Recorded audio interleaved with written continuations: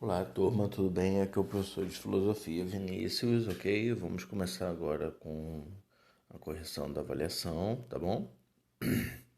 Primeira questão, ela está falando sobre quais são os âmbitos sociais que afetaram, né, a produção desses filósofos, Sócrates, Hipátia, Maquiavel e Nietzsche, né? Como eu já falei, né, como vocês já viram na revisão e etc., a dominação masculina estrutural na sociedade, ela foi é, impactante, né, nesses filósofos, principalmente quanto a Hipátia, né? Tanto a pouca colocação, né, que as mulheres têm na filosofia, né, pelo menos a filosofia clássica, aquela história, né? Se não tem é porque elas não têm aptidões para isso, né? Claro que não. A sociedade ela vai destinar, né, um destino para cada um dos gêneros, pessoas e classes, né, das quais a gente precisa ter noção de como nós estamos sendo dominados, né? Por exemplo, se você nasceu em uma classe pobre, as pessoas vão tender a dizer que a única coisa que você tem é o trabalho. Então imagina o seu psicológico, o fato de você não poder trabalhar. Perceba que há toda uma masculinidade em torno disso, né? Há toda uma estrutura, né, que vai dizer as atribuições de um homem. Então esse homem agora em uma pandemia em casa, enfim, isso vai fazer com que essas estruturas se modifiquem, mas só que a gente está falando no plano individual, então o que vai acontecer e o que tem ocorrido bastante, né? A violência doméstica, né? Homens batendo em mulheres justamente por conta da pandemia. Então, percebam, isso só acontece na medida que ele se considera como algo melhor do que as mulheres, né? Então, as mulheres elas passam em diversos séculos, em diferentes culturas, elas não são consideradas minimamente como iguais, apenas como iguais. Não, elas sempre têm uma condição estrutural na sociedade em serem colocadas como algo menor. Então, por isso que 300 anos depois de Cristo, o próprio cristianismo, né, um cristianismo inicial, ele vai produzir uma morte horrorosa para essa filósofa, né? A variação de classes econômicas não foi um fator importante, né, impactante na produção da teoria deles, nem para eles conseguirem, enfim, pensar as coisas, etc. A variação de classe econômica não foi relevante. A inadequação social conforme a excentricidade dos filósofos, isso não faz sentido nenhum, né? Alguns filósofos são excêntricos de fato, mas não é isso que vai fazer ou não o fato de você marcar uma disciplina. Mas o contexto religioso, sim, como eu já falei. A própria Hipátia, o próprio Maquiavel, né, quando ele produz uma teoria que ele vai um pouco, veja que é muito pouco, contrário à Igreja Católica, e ele passa a não ser aceito, enfim, ele é preso, ele não teve um futuro muito bom, né?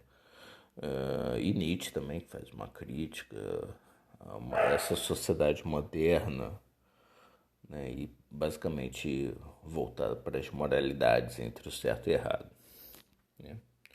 Prosseguindo aqui, essa aí já é uma questão discursiva, né? Era para vocês analisarem, pensarem em imagem, perceberem que ela estava inserida no contexto do Renascimento.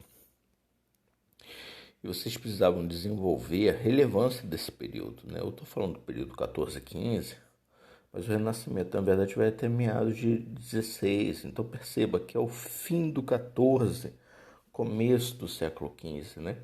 Na verdade, o Renascimento, ele pega uma transição entre as duas idades, tá? O Renascimento começa na Idade Medieval, né? E ele se perpetua, ele continua, né, na Idade Moderna, tá? Então, ele não é nem de um nem de outro, tá? Então, era basicamente você articular ideias dos filósofos e as ideias do Renascimento, o humanismo, o retorno à ciência, né? Lembre-se que a gente está falando de 1400 e tantos anos, né? 1500 e tantos anos, na verdade,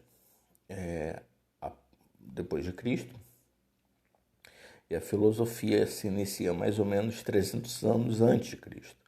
Então, esses filósofos eles estão fazendo esse resgate justamente da Grécia, Roma. Então, eles estão retornando esses aspectos, né? O humanismo, a ciência, enfim, eu já dei uma aula longuíssima falando sobre. Eu posso fazer alguma outra, mas é um período que é importante que vocês estudem, compreendam bem, tá? Enfim, era para você articular isso, né? Se você desenvolvesse qualquer temática nesse sentido, estaria aceito, né? Se você citou alguma característica do Renascimento, se você desenvolveu o resgate, a cultura grega, logo a filosofia, isso aí também estava valendo, né, na questão. E a última, né, eu acho que é a última, é sobre o Maquiavel, né? Tem um textinho do Maquiavel, isso é inclusive uma questão do Enem, uma questão clássica, né? O Maquiavel é um autor que vai cair. É basicamente, sei lá, umas 4, 5 avaliações do Enem caem, né? Maquiavel e Foucault. Então, o Maquiavel ele está falando justamente aqui sobre, enfim, as transformações ocorridas. Não se pode ignorar inteiramente o livre-arbítrio, mas também não se pode notar que a sorte completamente vai ter o poder sobre o meu livre-arbítrio, enfim. Não adianta eu ficar lendo, vocês já leram, vocês têm que continuar. Então, no trecho citado, o autor demonstra o vínculo entre o seu pensamento político e o humanismo renascentista. Pronto, a questão ela já está dando dica aqui para você. Ela já está dizendo isso, porque eu coloquei as coisas uma junto da outra, né? Justamente porque agora você sabendo as características do Renascimento vai ser muito fácil você saber qual é a questão certa. Então vamos começar. Valorizar a interferência divina nos acontecimentos definidores do seu tempo. Enfim, o textinho do Maquiavel aqui em cima, depois aí quem quiser pega e lê, né, lê com mais detalhe, ele está dizendo meio que assim, eu tô sabendo que Deus existe, mas eu acho que a condição humana de poder ter o livre-arbítrio é muito mais interessante. Mas eu não estou querendo, na verdade, também me comprometer, entendeu? Então ele está sendo assim, bem nem lá nem cá, né? É muito pelo contrário. Enfim, todo esse cuidado, né, em falar sobre Deus, etc., a gente está sabendo o contexto, né? A Igreja Católica tinha um poder enorme. Ele está escrevendo, entre aspas, né, um título fantasioso, né, o príncipe, ele está escrevendo como se fosse para um governante. E esse governante pode estar ligado à igreja, a maioria deles vai estar. Então, como uma questão política, né, diplomática, que o Maquiavel sabia muito bem onde é que ele estava falando, ele tinha que dar um textinho meio, meio, meio lá nem cá, né?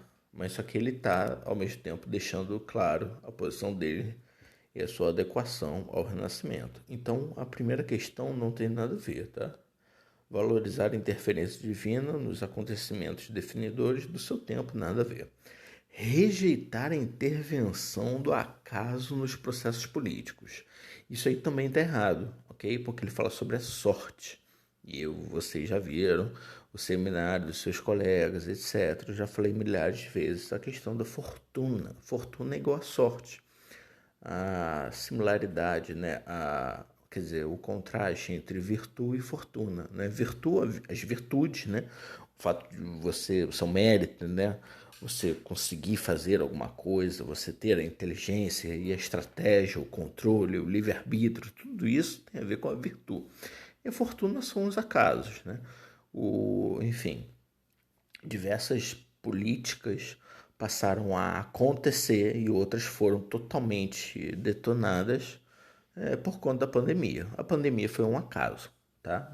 Ninguém produziu e calculou tudo isso e estava tudo perfeitamente arquitetado. Não tem como, tá, você pensar uma coisa dessa.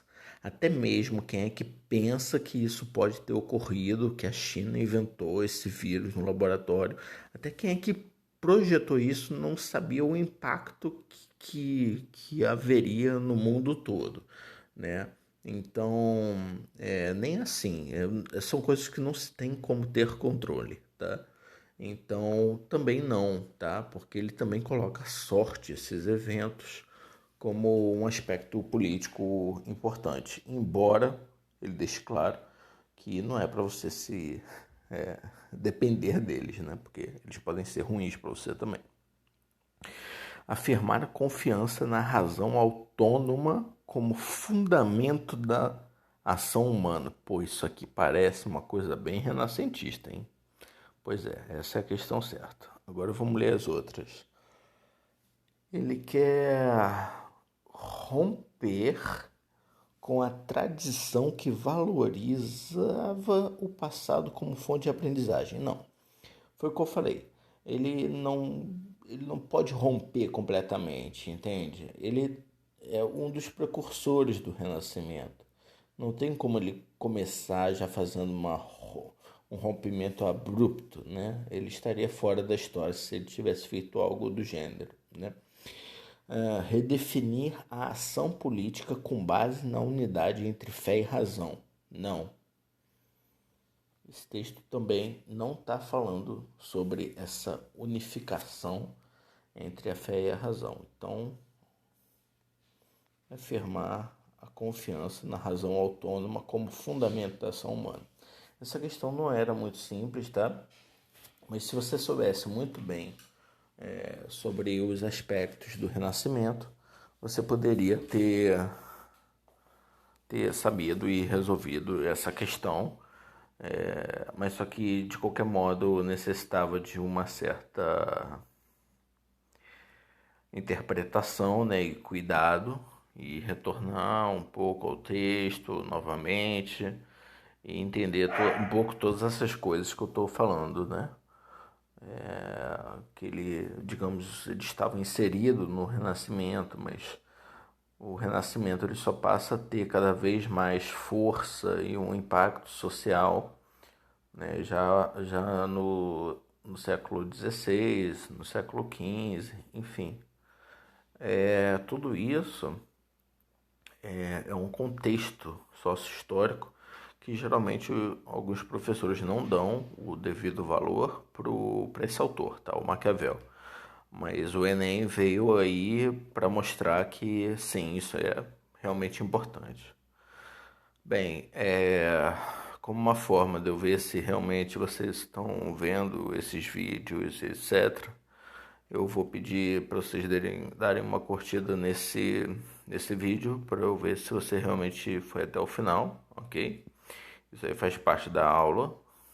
Eu quero realmente ter algum controle para saber quem é que está acessando, quem é que não está. Isso tudo está valendo como um ponto de participação. Tudo bem? Então, valeu, pessoal. Depois eu vou colocar mais outros conteúdos nessa mesma postagem, tá? O conteúdo da revisão eu vou colocar na descrição aqui do vídeo, justamente para vocês poderem ter cada vez mais um acesso, tá? enfim, ao conteúdo, né, da filosofia, né? E vários outros, outras pessoas também estão produzindo conteúdos, né? Enfim, isso significa que a gente está em uma nova fase, tá? Da sociedade, onde é que não necessariamente você precisa ter um caderno, né?